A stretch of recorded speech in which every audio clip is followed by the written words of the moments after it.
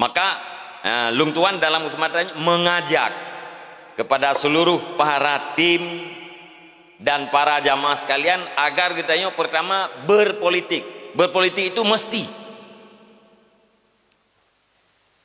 Yang kedua menyampaikan pendidikan politik kepada orang lain. Tak purna orang, tak pakat orang.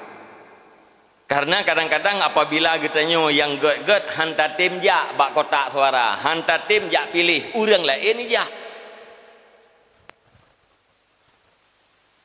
Kena lebih buat.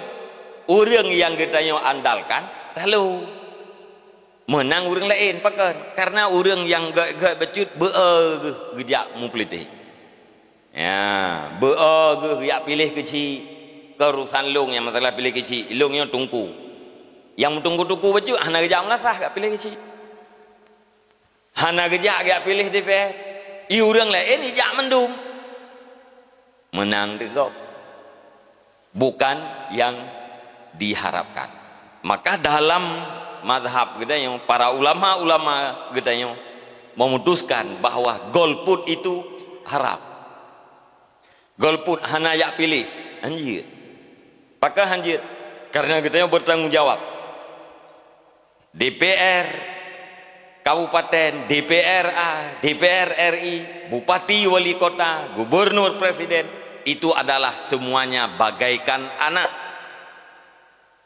yang dilahirkan oleh kita sebagai rakyat. Jadi kita nyo rakyat, nyo ibarat ibarat daripada ibu-ibu.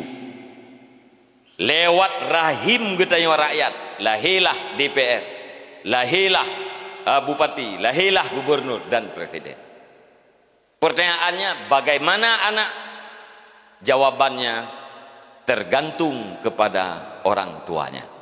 Maka perlu artinya kita berpartisipasi di dalam politik, dan politik yang kita jalankan harus berfaedah akhirat kita.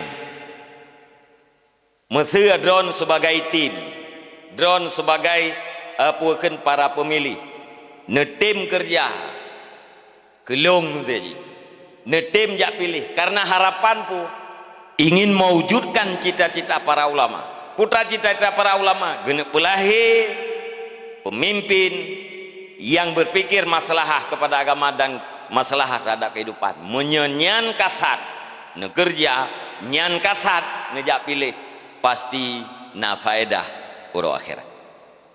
Kemudian yang kedua, kemungkaran mupat segala macam nyembek debu buat.